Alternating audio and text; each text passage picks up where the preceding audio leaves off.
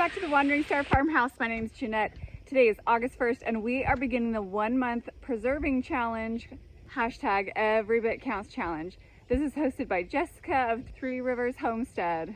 And the goal is to preserve or put away food for storage every day of the month. I think this is my 4th year participating in the challenge because it's my 4th fall on our new homestead. We live on 6 acres. We grow a 50 by 50 foot vegetable garden. We're growing fruit trees and other berry brambles and a little bit of animal husbandry as well. And that is where we're going to start our first day of the challenge today. We actually have some goat meat that we are still working on preserving from a goat that we harvested earlier this week. All right, here's what we've got. Goat meat.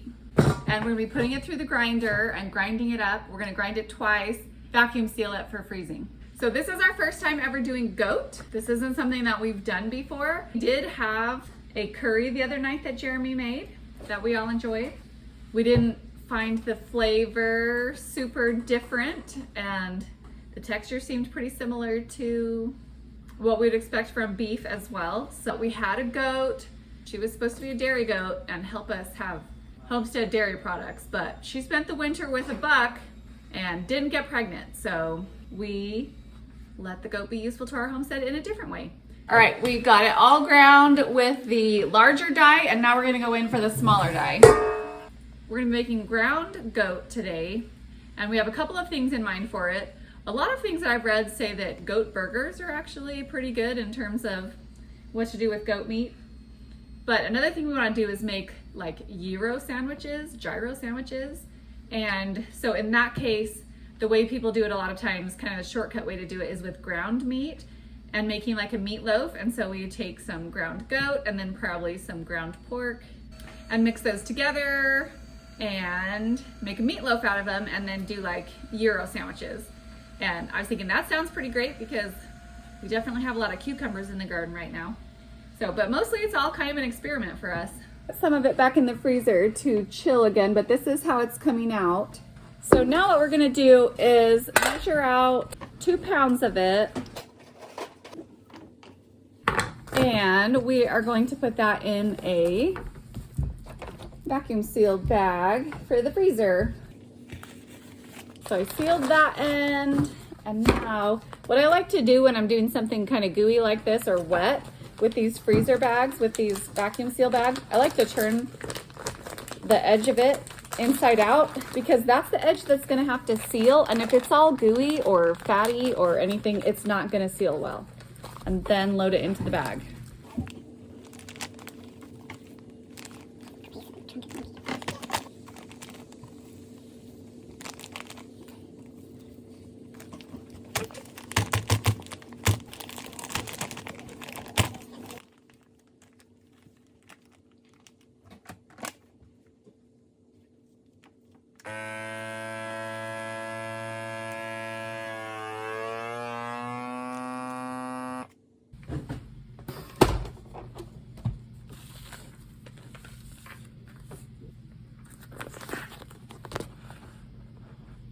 Okay, that last one was just 1.5 pounds. So that is 7.5 pounds of ground goat that we processed and we're putting into our deep freeze.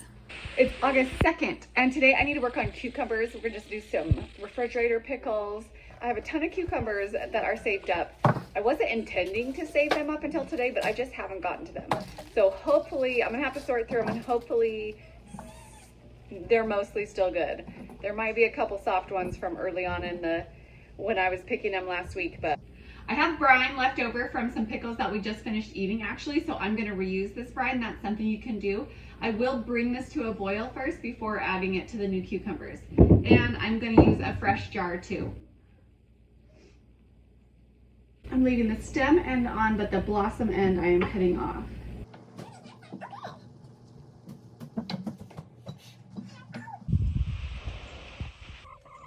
All right, now clip it off right here. Good girl.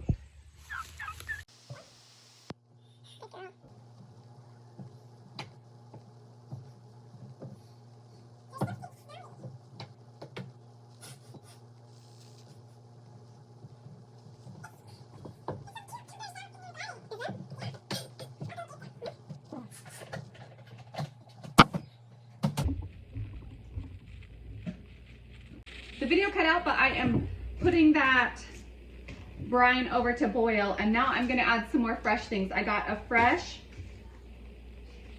dill flower head. I think those are underrated for how much flavor they add. The flower head compared to other things is really good. So I'm gonna add some fresh garlic, and then I'm going to add some more peppercorns and mustard seed. Got going on here to make sure they are super tasty pickles. And I don't know, that might be all I do for today. And it's hard because part of me thinks, oh, I need to do more than that. Like, you need to do more than just a half gallon of pickles on one day. But this is the thing about the Every Bit Counts challenge, that every bit that you can do is good. And it's really easy to have burnout this season on the homestead, in the garden. It's really easy to get burnt out because there's so much going on and there's so much to do. But one bite at a time.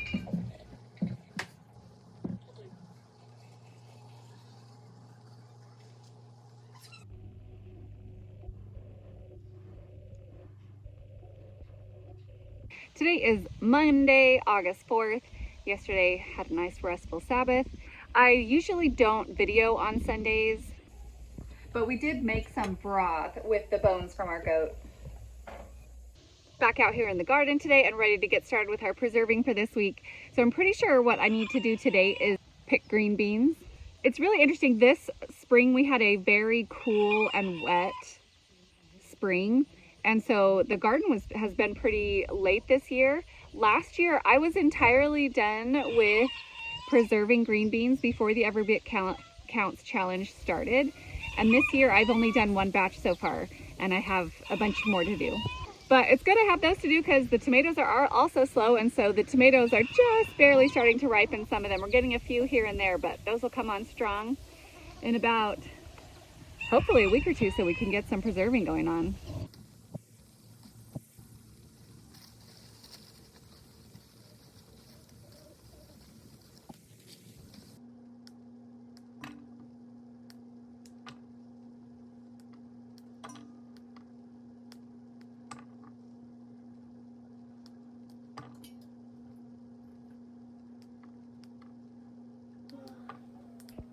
If the beans are a little bit more mature, they have this string in it, and I will pull that string off as I'm snapping my beans because it's a little tough.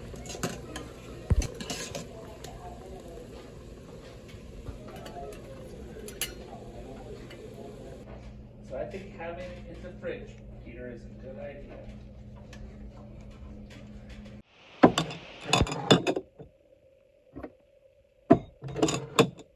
Typically, we are trained to go from left to right. So I do that with my canning jars. The ones on the left are the oldest ones. Those are actually wax beans. And so my newer ones are to this side. It's August 5th, and we had a super busy day, and I had a couple of plans fall through, and I was about to go to bed without doing any preserving, and then I remembered I have something I can do. Okay, here's out in my garage my dehydrator that I have picked some basil at various times. Crunchy. So I can get this packed up.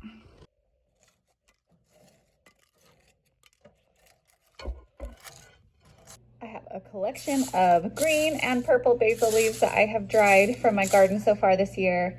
There's more out there. I need to go harvest some more, but this is what I had grabbed so far, just kind of pruning my plants to keep them from flowering.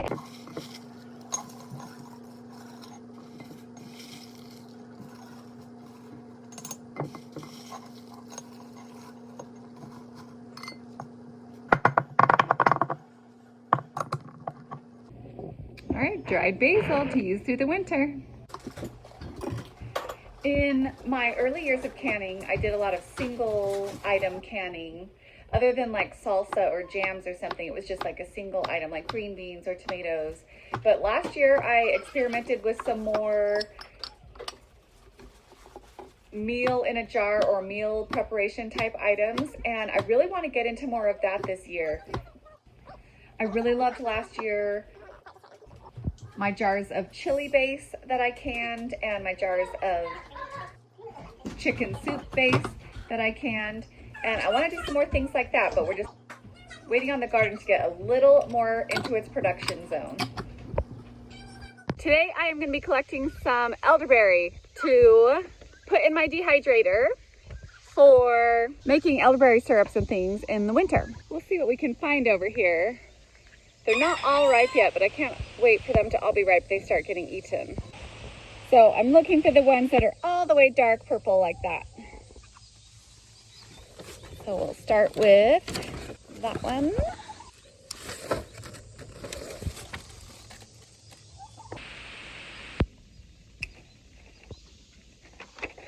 I climbed on top of my shed to find some more. Look, there's still some just like blossoming up here. And then green.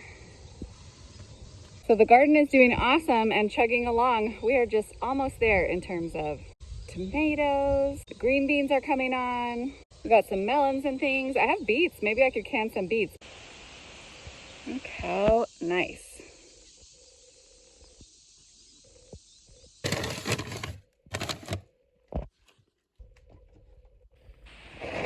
I use these elderberries to make elderberry syrup for immunity boosting help and in the winter time. But I still actually have some syrup left over from last year. So I'm gonna go ahead and dry these because they work just as well dried when you're making syrups. I have a lot of more preserving projects lined up for the Every Bit Counts challenge. So please hit the subscribe and we'll see you on the next video.